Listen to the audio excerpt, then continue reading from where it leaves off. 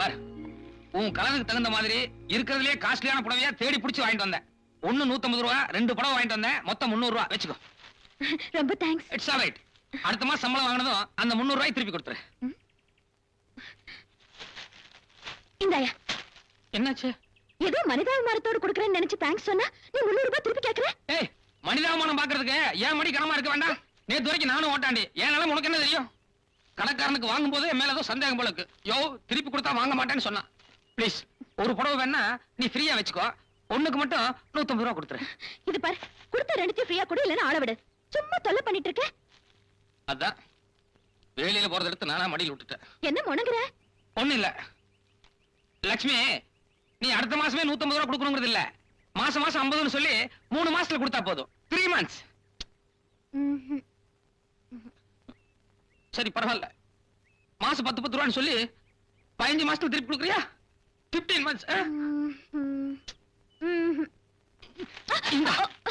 எந்த ஜென்மத்துல உங்ககிட்ட பட்ட கடனோ உனக்கு ஒட்டி அழுக வேண்டியது. திருப்பதி உண்டியில போட்டதா நினைச்சுக்கிறேன். போ, போய் சிங்க அடிச்சிட்டு வா. அரண்மனை எல்லாம் சுத்தி காமி. ஆரம்பமே காந்தி கணக்கா போச்சு.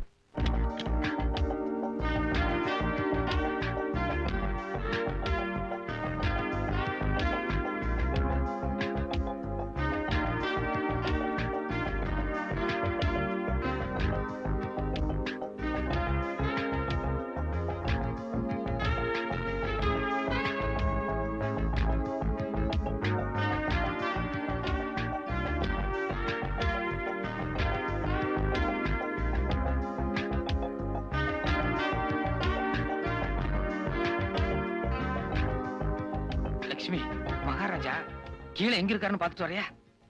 அவர் அப்பவே கார்ல வெளியே போயிட்டாரே. நிச்சயமா தெரியுமா? தெரியும். ஏன், என்ன? Thank you thank you.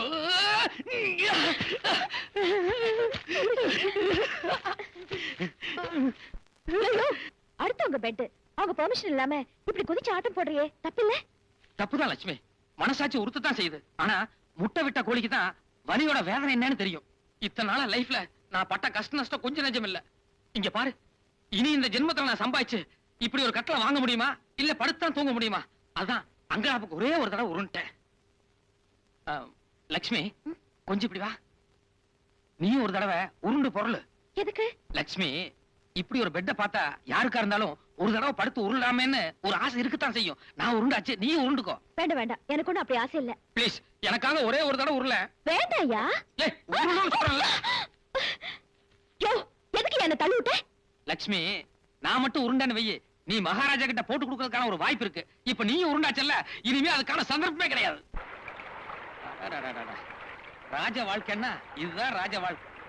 லட்சுமி, அது என்னது? அது ஜக்குசி. அதுக்குள்ள இறங்கி படுத்துட்டா சுத்தி எல்லா பக்கமும் வந்து தண்ணி ஃபாஸ்டா உடம்புல மோதி மசாஜ் பண்ற மாதிரி சுத்தமா இருக்கும். ஓ, வாட்டர் மசாஜ். ஐயோ, காலையில நீ குளிக்கையா? குளிச்சேன், இருந்தாலும் இதுக்காக இன்னொரு குளியல் போட்டுறேன்.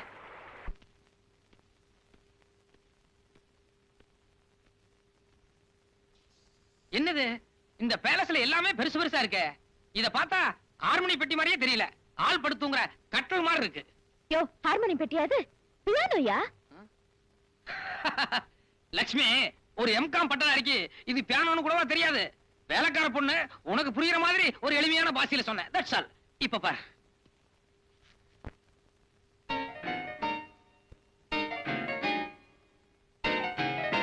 யோ, என்னையா பண்ணிட்டு இருக்க?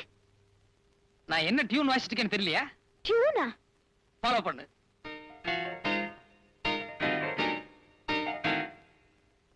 புரியல?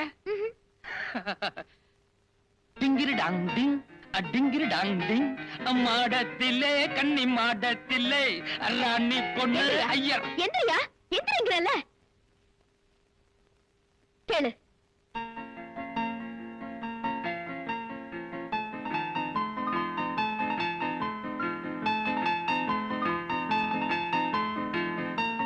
இதென்ன பாட்டு? இதுதான் நான் சொன்ன பாட்டு. ஆமா, நீ ஒரு சாதாரண வேலைக்கார பொண்ணு, எப்படி இப்படி எல்லாம் அஸ்தற? இதுக்கு முன்னாடி நான் சர்ச்ல வேலை பார்த்தேன். அங்க இருக்கிற ஃபாதர் தான் எனக்கு சொல்லி கொடுத்தாரு. கையெடு, நான் வாசிக்கிறேன். நீ தான் நல்லா பாடுவியே, ஒரு பாட்டு பாடு. நான் நல்லா பாடுவேன். சரி, அது உனக்கு எப்படி தெரியும்? இதுக்கு முன்னால நீ எங்காவது பாத்திருக்கியா? இல்லையா, கொஞ்ச நேரத்துக்கு முன்னாடி நீ ஜக்குசில குளிச்சிட்டு இருந்தேல, அப்போ நிறையாமே மெய் மருந்து நிலையில பாடிட்டு இருந்தேன். இருக்கலாம். நம்ம சோகத்திலேயே பாடுறாளு, சந்தோஷம் தான் கேட்கணுமா என்ன? ஏதாவது ஹம் பண்ணிருப்பேன். சரி நட, அடுத்த ரூம் போலாம். இரு, நான் பாட சொன்னேன்ல.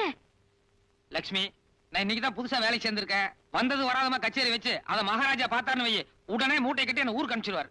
மகாராஜா வந்த பழிய நான் ஏத்துக்கிறேன். ஆசையா கேக்குறேன்ல, பாடு.